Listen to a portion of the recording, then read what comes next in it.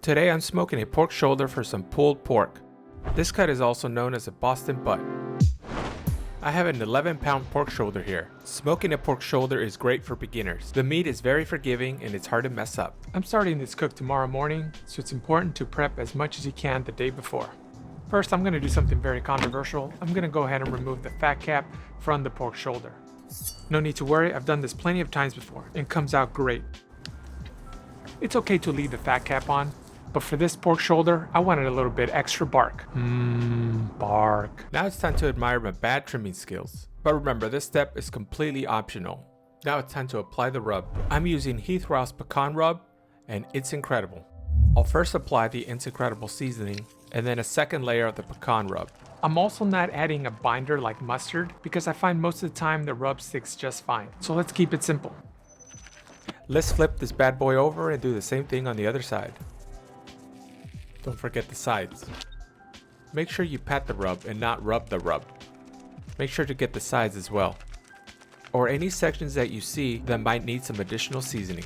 It's very difficult to over season a pork shoulder, so be generous. Remember, this is a big piece of meat and it can handle it.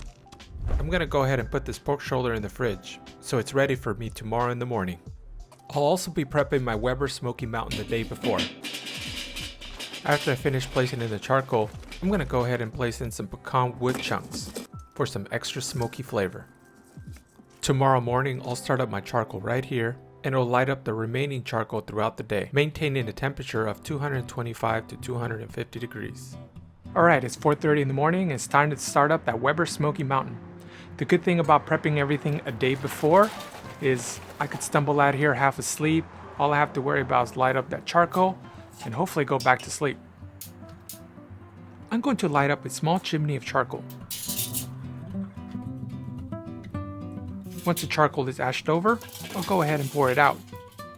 I'm going to place back the midsection and then the lid and wait for it to come up to temperature. Hoping for the temperature to settle in between 225 and 250 degrees. For my vent settings, I have all bottom three set to quarter open and the top vent is fully open. The temperature has settled in 235. I'll be placing in the pit probe to monitor the temperatures while I'm sleeping. I've set alarms so if it dips below 220 degrees or goes above 270 degrees, it will alert me and then I could stumble out here in the dark and change my vent settings. Let's hope that doesn't happen. I'm gonna go ahead and place in the pork shoulder and begin the cook. I'll see you in the morning. Probably shouldn't have had coffee, huh?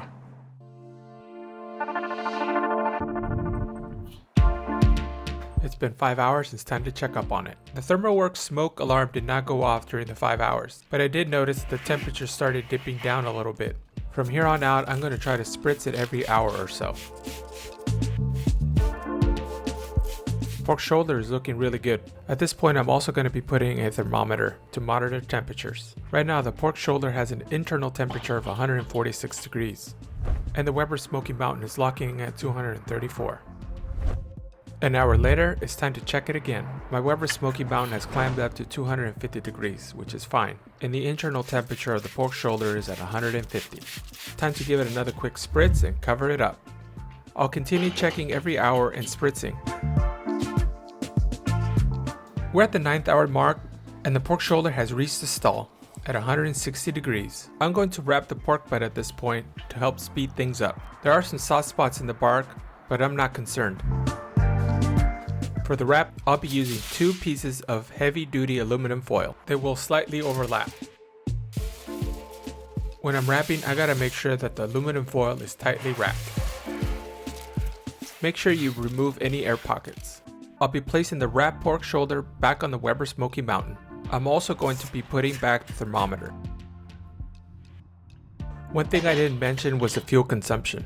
I checked it at the 8th hour mark, and I added some fresh charcoal to keep it going. This 11-pound pork shoulder means there's going to be a ton of leftovers. I'm going to be dropping a new video in the next couple of days that's going to include 4 leftover pulled pork recipe ideas, so make sure to check it out. I'm going to leave the link down in the description. The pork shoulder has been cooking for 3 hours wrapped. It's reached an internal temperature of 202 degrees. I'm going to go ahead and probe it with my instant read thermometer to check for tenderness. Make sure to check a few spots for tenderness. The probe slides right in. When the probe slides right in, it's nice and tender. I'm gonna go ahead and remove the pork shoulder and let it rest. The rest is super important, so make sure you reserve at least 2 hours of resting time into your cook.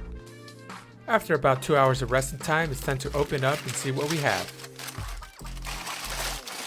It smells really good, and the bark looks awesome. For the second test of tenderness, we'll be removing the bone. Notice how clean the bone comes out. The meat is super tender, and it has an awesome smoke ring. It shreds really nicely. Removing the fat cap at the beginning did not introduce any dryness. It's very moist, and it's full of flavor. I'll only be shredding a bit of this pork shoulder for some sandwiches. The rest I'm going to be vacuum sealing it and then freezing it for additional future meals. As always, if you enjoyed this video, please hit like and subscribe. See you next time.